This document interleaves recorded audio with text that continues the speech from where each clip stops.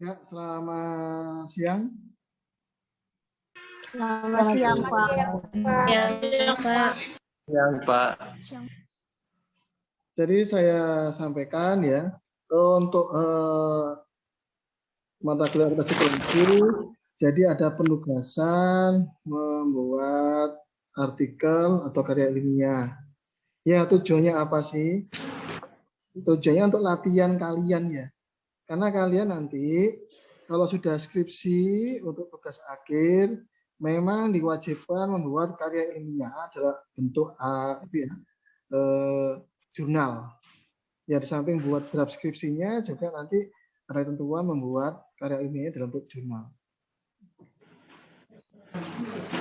Jadi nanti tugas ini kalian membuat bebas membuat artikel karya ilmiah. Tolong dimatikan ya, yang mikrofonnya dinyalakan ya. Jadi nanti dibuat yang terkait dengan perilaku ya. Jadi temanya adalah dampak COVID ya, dampak COVID ya terhadap misalnya terserah dampak COVID terhadap keuangan mahasiswa karena kalian juga kena dampak ya. Tentu ada rasa takut, rasa kekurangan ya kalau karena kiriman dari orang tua mungkin mulai berkurang. Atau juga dampak terhadap perilaku UMKM atau usaha ya, perilakunya gimana mereka. Karena mungkin ada rasa takut, ada rasa khawatir, itu adalah bagian dari perilaku ya. Atau juga pada kantor akuntan publik, pada akuntan ya, atau pada auditor, mereka juga takut. Karena apa? Dampak pandemi COVID ini itu berdampak kepada perusahaan-perusahaan. Nah, kalau perusahaannya banyak tutup, maka potensi pendapatan dari kantor akuntan publik atau auditor atau akuntan akan mengalami penurunan. Nah, itu tentu akan menimbulkan rasa takut pada mereka. Kalau banyak perusahaan tutup ya bagaimana ya? Apakah masih tetap berdiri nggak kantor akuntan publik ini? Karena mengandalkan dari pendapatan dari konsumen mereka, dari konsumen saya dari perusahaan-perusahaan itu. Kalau mereka mundur, tutup ya kita nggak ada masukan ya. Jadi semua ini kena dampak domino dari ya, pandemi COVID-19 memberikan dampak domino pada bisnis atau bisnis. Pemerintah juga gitu sekarang, kelimpungan ya. Karena apa? Sekarang buktinya pemerintah juga kelimpungan mau mengenakan pajak tambahan nilai. Ya, pajak tambahan nilai tadi ya. Karena memang nggak ada lagi apa yang mau didapatkan. Karena ekspor kita juga terhalang. Mau ekspor ke Malaysia juga terhalang karena di Malaysia juga lockdown. Ya. Di Singapura juga lockdown. India juga ekspor kita juga terganggu sana. Nah, pemerintah pendapatan dari sektor non pajak sekarang mulai terhalang dengan kondisi pandemi itu. Ya, di India lockdown ya. Tidak boleh orang luar masuk ke dalam di negara India. Lah ini mengganggu. Maka oleh karena itu tugas kalian nanti membuat jurnal ya yang temanya dampak pandemi COVID terhadap UMKM, terhadap diri Anda sendiri, mahasiswa, ya terserah nanti ya. Anda jelaskan dan tuangkan di dalam tulisan. Yang penting latihan dulu ya. Saya tidak melihat Anda kualitasnya baik atau tidak, tapi melihat Anda bagaimana Anda cara menulis jurnal ilmiah. Jadi ini apa yang harus dilihat dulu? Abstrak.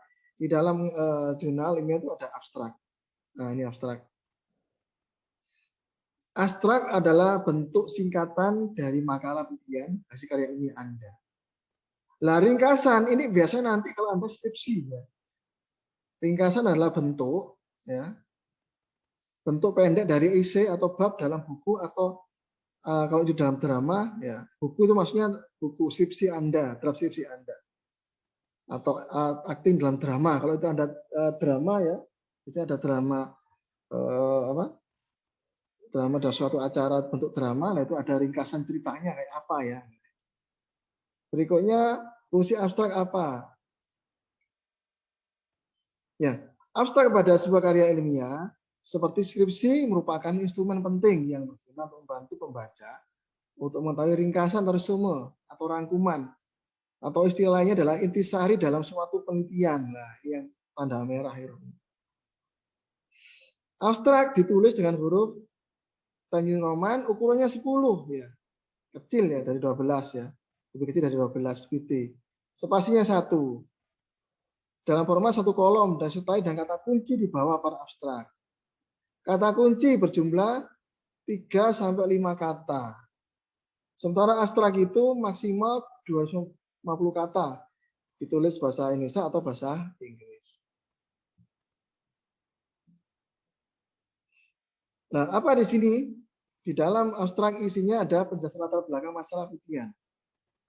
Jadi secara singkat, apa saja sih yang melatar belakang Anda menulis, mengapa penelitian tersebut dilakukan? Nah, Anda latar belakangnya apa? Sekarang latar belakangnya kan pandemi ya, dampak pandemi. Mengapa harus dilakukan penelitian ya? Karena dampak itu mengganggu, misalnya gitu ya. Pandemi ini mengganggu semua sektor ya, termasuk mahasiswa terganggu. Ya itu. Terus di dalam abstrak itu metode yang digunakan disampaikan. Metode apa?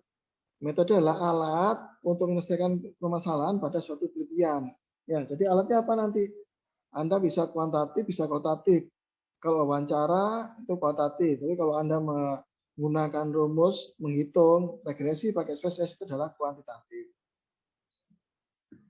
Lah, maka oleh karena itu metode adalah instrumen yang penting harus dijelaskan pada abstrak.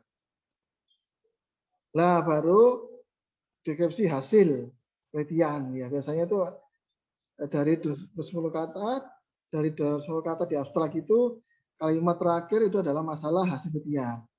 Jadi apa ini? Ya menjelaskan secara singkat hasil penelitian. Kesimpulan penelitian. Ya, jadi kalimatnya biasanya gini. Berdasarkan hasil penelitian di atas, maka bisa disimpulkan bahwa ya dampak pandemi COVID-19 itu berpengaruh pada UMKM, pada tata ruang publik, pada mahasiswa lah seperti itu ya.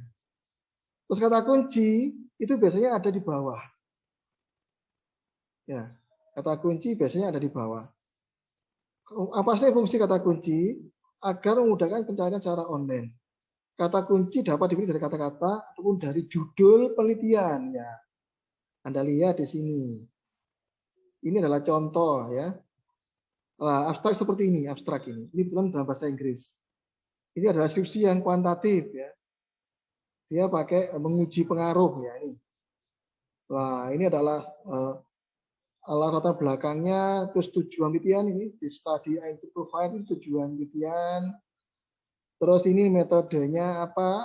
Ya, variabel apa digunakan? Dependent ya. Menggunakan sampling. Nah, ini adalah metode penelitian.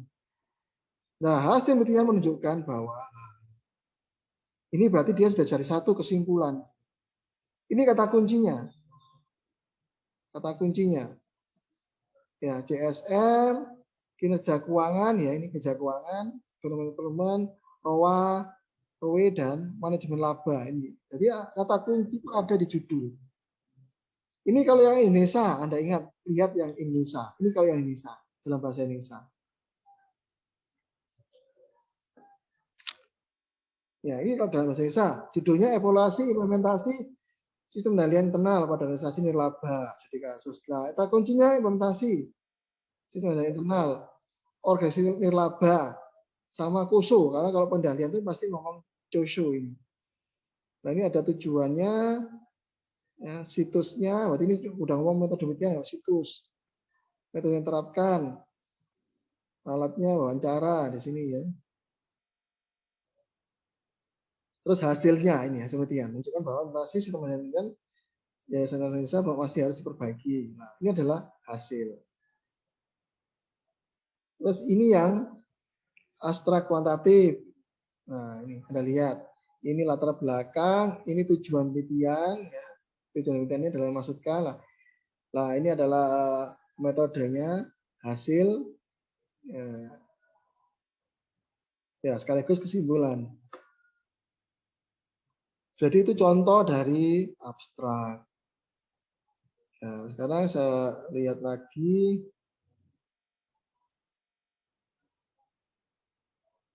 Saya sistem lagi yang lainnya. Nah, ini.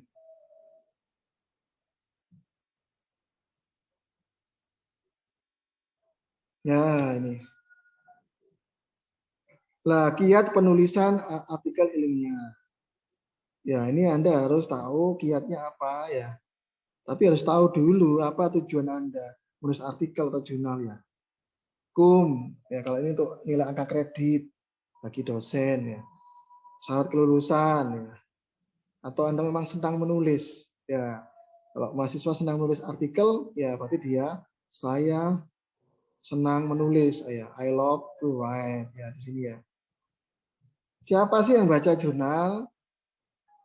Yang baca jurnal atau artikel ini bukan santai sabar, tapi langsung to the point. Nah, bagaimana susunan artikel ilmiah?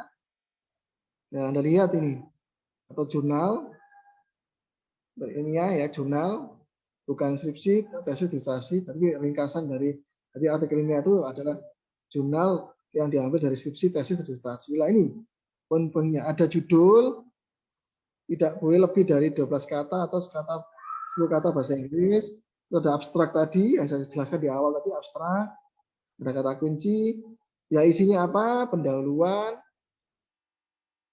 Nah, paragraf awal menjelaskan alasan kenapa Anda ingin menulis ya karena memang dampak pandemi itu implikasinya terhadap apapun ya. Terus tujuan penelitian, hasil dan pembahasan itu dalam jurnal atau artikel ilmiah, simpulan dan referensi. Jadi di jurnal artikel ilmiah itu harus ada judul, ada abstrak, ada pendahuluan, ada hasil pembahasan, ada simpulan dan referensi.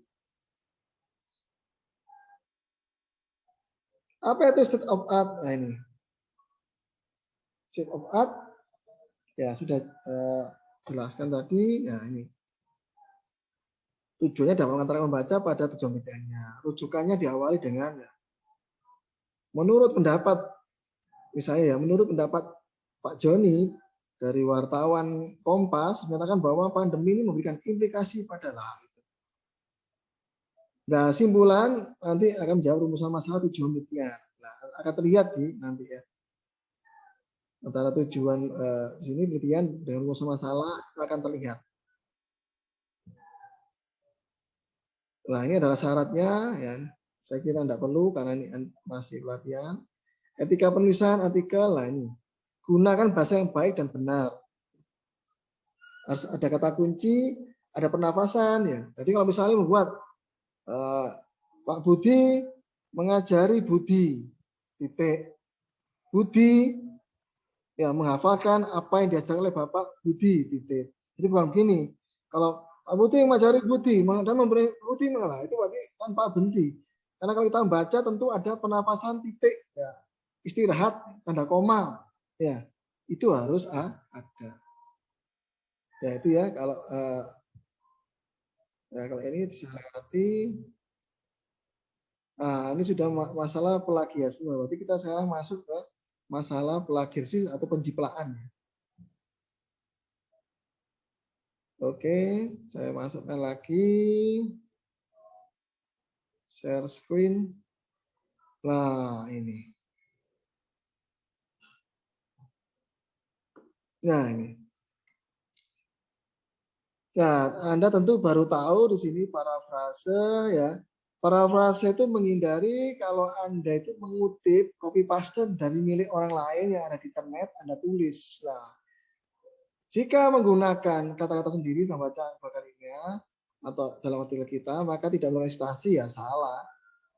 Ide orang lain tetap kalau Anda punya orang lain idenya ada tulisan yang Anda copy paste dari internet, itu tetap Anda melakukan paraphrasing.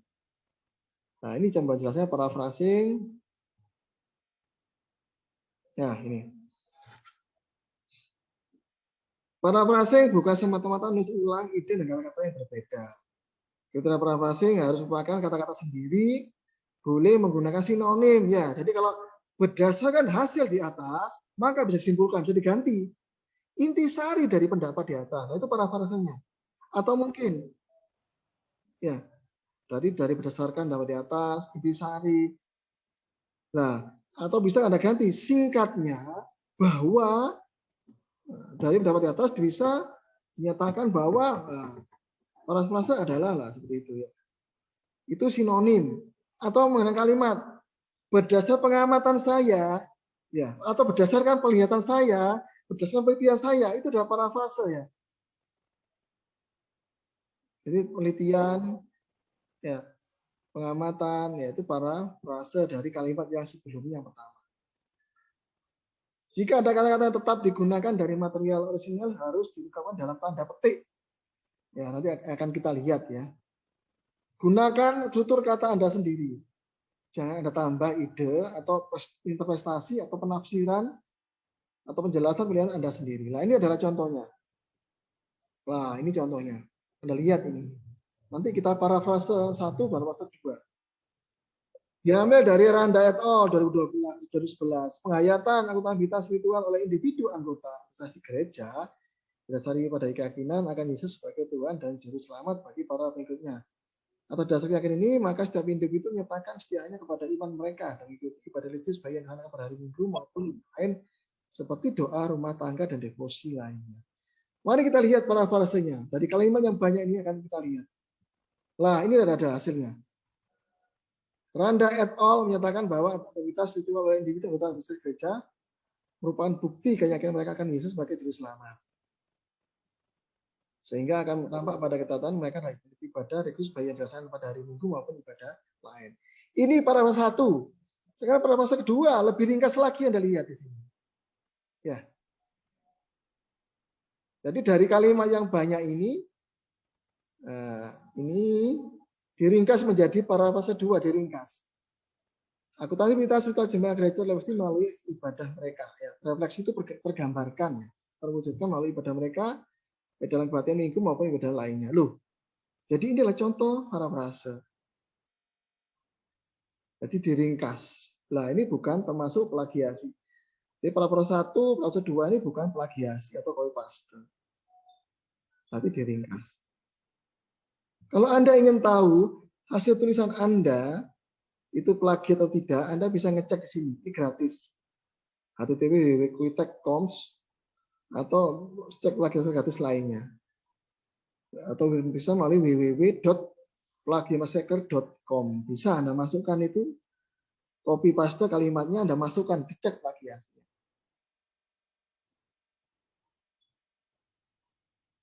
Jadi alasan kenapa mahasiswa copy paste atau plagiasinya tidak tahu apa yang ditulis, tidak tahu bagaimana cara menulis, tidak suka menulis. Nah, ini yang bahaya ini.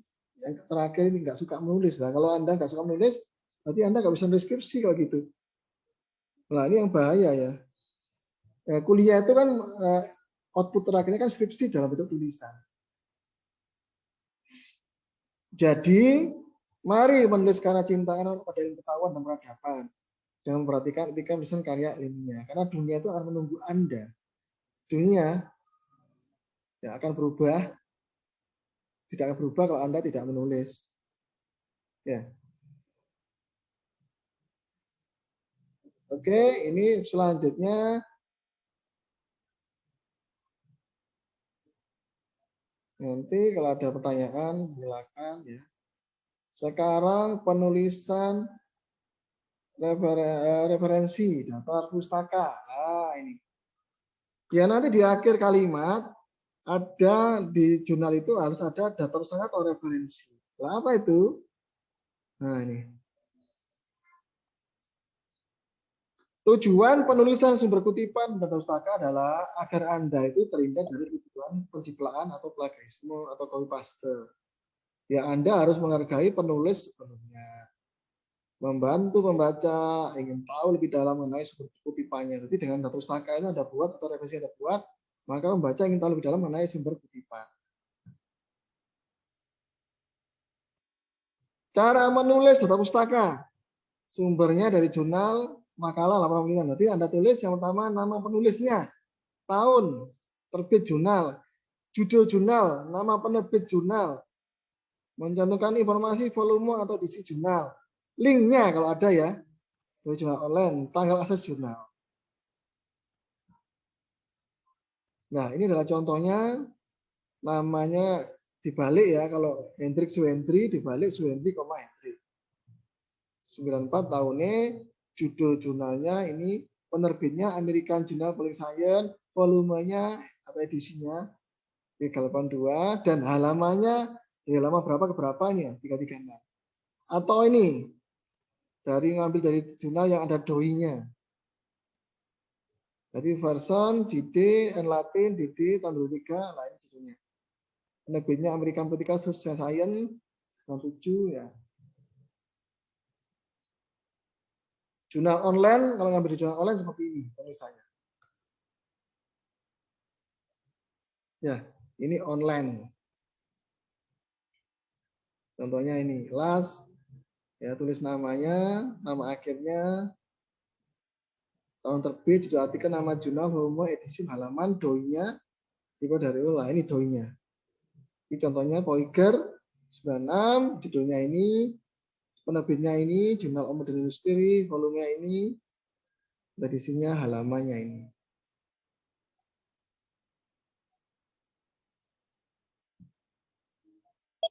Nah, ini dari database, kalau ngambil dari internet ya, Anda lihat ini contohnya langsung ya. Ini adalah petunjuknya, ini contohnya langsung. Ini yang berbeda dengan tadi adalah ini diperoleh dari hard page. Ya. Ini juga sama dari Kemenkeu. Memang dari websitenya Kemenkeu, dari database-nya Kemenkeu. Ini kalau sumbernya dari majalah. Cara menulis di data pusaka referensi ini. Nama pengarang, tahun terbit, judul artikel, atau judul majalah, bulan terbit, tahun terbitan, tempat terbit. Ini namanya. Kalau Umbulandu, 2006, puisi. Judulnya Bagian Penting dari Daerah Hidupku dalam majalah Horizon. Ya, ini penerbitnya. Di majalahnya Jakarta, PP Metro.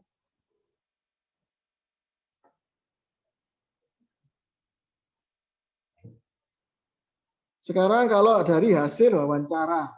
Lah ini. Ini saya merah-marahin Anda baca. Saya kira di video sudah saya jelaskan di awal tadi. Nama acaranya apa. Jadi contohnya seperti ini. Nah, ini kalau pengutipannya hasil wawancara.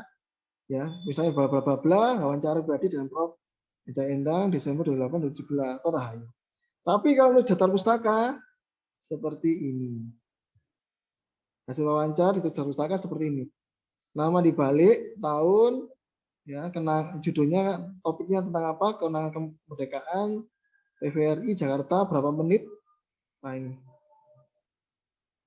Atau Sujiwo Tejo Sujiwo 2020, acaranya apa? Indonesia Layar Club.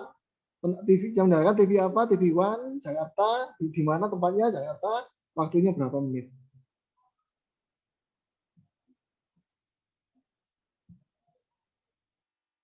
Sekarang penulisan nama pengarang jika terdiri dari 2, 1 sukata dan 3 sukata. Kalau 2 sukata Hendrik Suhendri dibalik Suhendri. Kalau 3 sukata Yusni Kahileba dibalik ditulis data pustaka, ditulis Leba, Yusni Kahi. Ya, ini adalah contohnya penulisan pengarang, 2 3 pengarang, nama pengarang jika semua dengan keluar nama orang pertama dibalik, dengan nama orang kedua dan ketiga tetap. Di antara kedua nama pengarang itu tulis kata penghubung. Jadi contohnya ini. Misalnya ada lebih dari 3 penulis, yaitu Suhendri, Wanto Yono, Suhendri, maka ditulis di kutipan itu Suhendri et al. 2017. Kan sebutkan semua, tapi nama akhir dari pengarang pertama. Kalau ditulis daftar pustaka itu tulis saja Suhendri, Hendrik, Iwante, ya, Aji DM dan Zaki B. Ya. Demikian penjelasan saya. Mungkin ada yang tanya, silakan. Nah, tugasnya diingat dikumpul nanti 1 minggu mulai dihitung hari ini. Jadi kumpulkan nanti pada saat UAS ya. Di Google